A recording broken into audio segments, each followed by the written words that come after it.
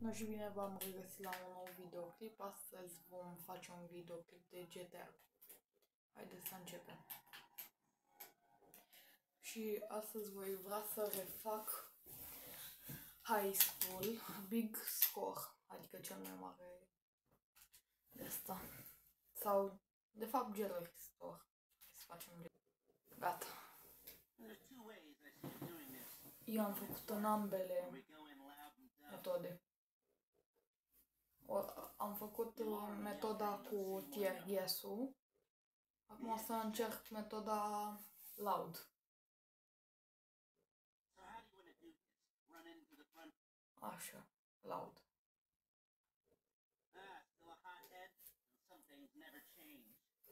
Select personnel with that in mind. As ever, the better they are, the bigger the cut. Now, okay. This one, guns. It might be hot and heavy. Gus Motor. Așa ca să pot să tragă ca lumea. Back office, but this guy, Ricky. I met him at the Life Invader office. He may not be that good, but he's enthusiastic. Asta cu 10%. Okay, he's not the best, but if you move fast, that won't matter. Okay, I'll look into how. Acum să începem heist-ul.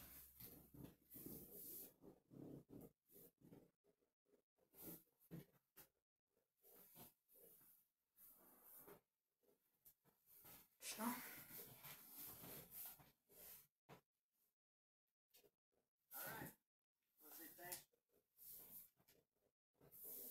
Așa.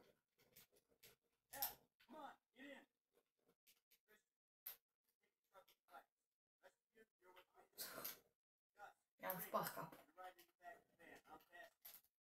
Gata, am plecat.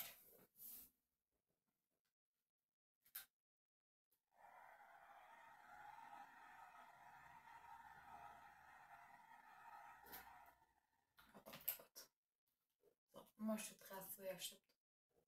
Da.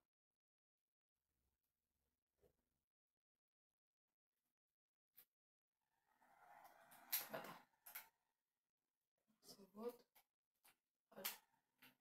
Ăsta de jewelry. Asta pe lângă. Un fel de bijuterii, cred. La bijuterii.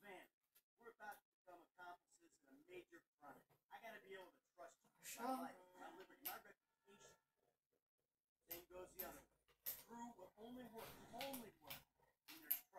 Așa, să mergem.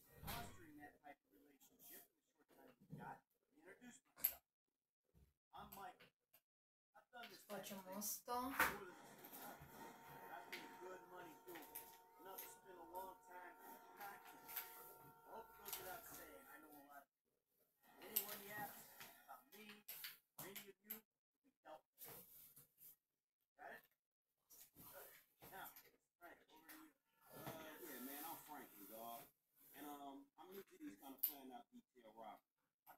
Haideți să ajungem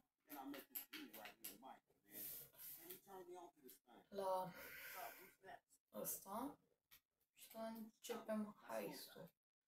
Cred că n-am făcut metoda asta, cred că virgulă când am făcut heist-ul pentru prima dată când am terminat story modul.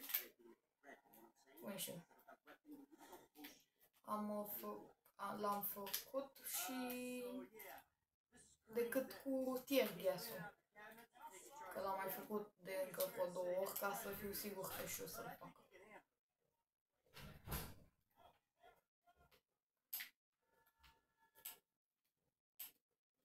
Acum să și ajungem, dacă mai ajungem.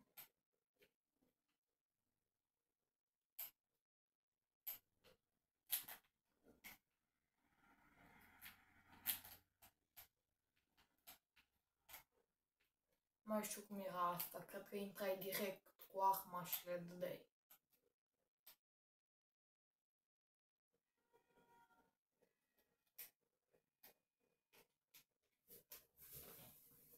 Așa, așa. Mai repede faci dacă faci așa. Uite, tragi. Uitați așa. Ce nu?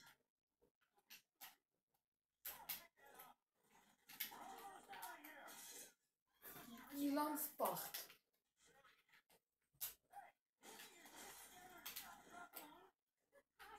Uite așa, acum merge.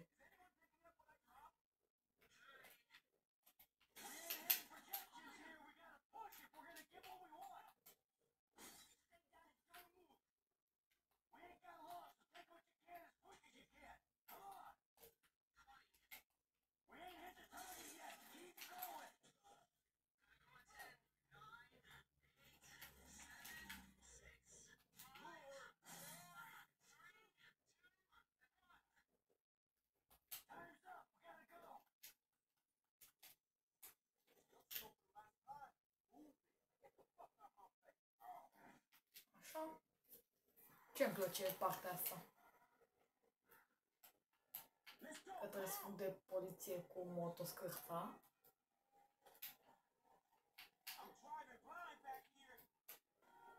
Dar mă enervează la heist-ul ăsta cu motocicleta se mișcă de 7 ori mai încet.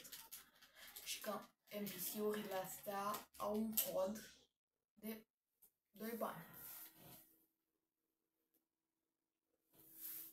Și nu poate să spawneze mai... Gata, uite. Și s-a schimbat. Doar.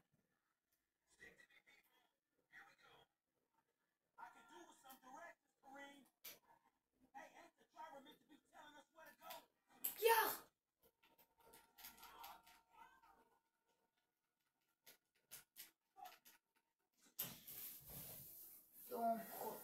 Deci înseamnă că acolo se spawnează.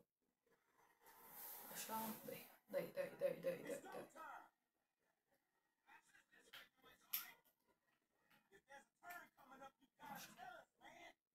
Alte dăți când l-am făcut pe la cu Tiergescu, Tierges, nu Tiermescu, l-am făcut din prima. Dar ăsta e mai aiurea, că îți dă mai puțin timp la dispoziție. Se ușoară, așa.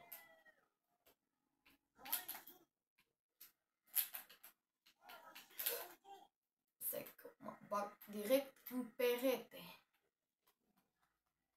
Haide, mișcă. Ce te miști așa încet? Haide.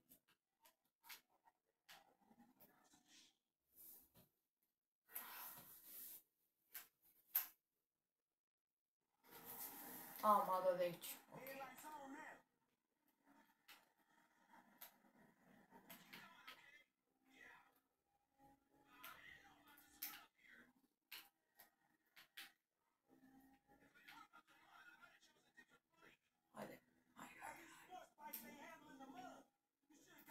Enervează când ți apare linia aia, să vezi unde trebuie să te duci. Așa. Aici am dă indicații că cum ar veni erai cam la începutul jocului, când făceai asta.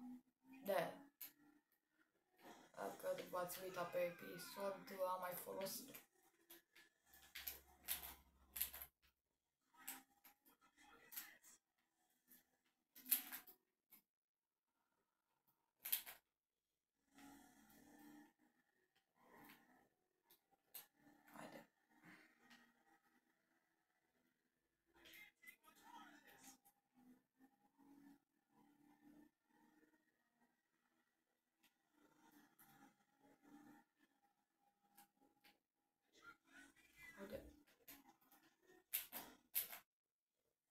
Ăștia ies din tunel.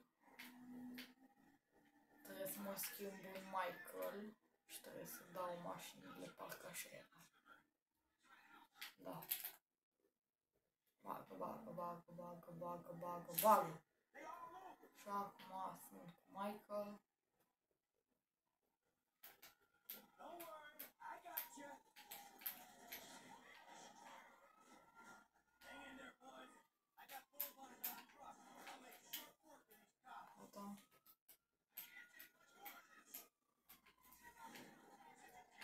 Da.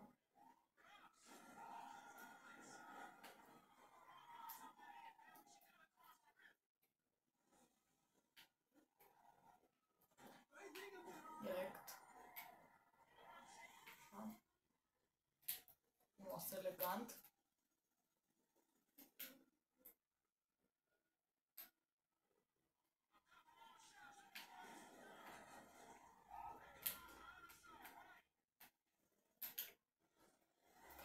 Ce fac? Alright, we're clear of the cops for right now. Gata. We'll stop at the end of the river and we'll get the bikes into the truck.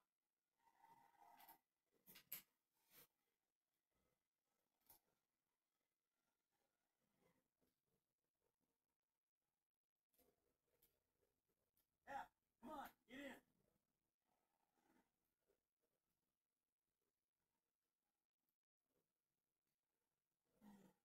Lester's around the corner at the lockup. Acum să ajungem și... Oh, oh. Hai. E muzică, copyright. Haide, haide, hai, dă-i. Da, nu hai. Îi dau restart la misiune, oare? Sau e așa și cred că îl putem cu spatele. Dacă n-am putut cu fața. Așa.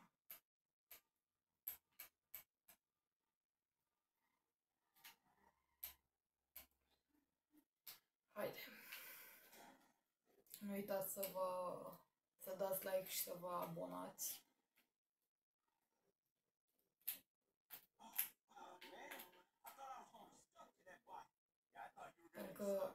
Pentru voi e gratis, pentru mine înseamnă mult. Apropo, replica asta am auzit-o de la Paul Pasca. Credite. Dacă ar vrea așa ceva.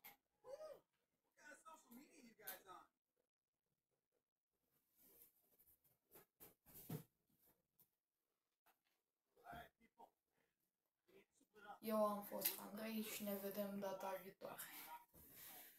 Pa, pa!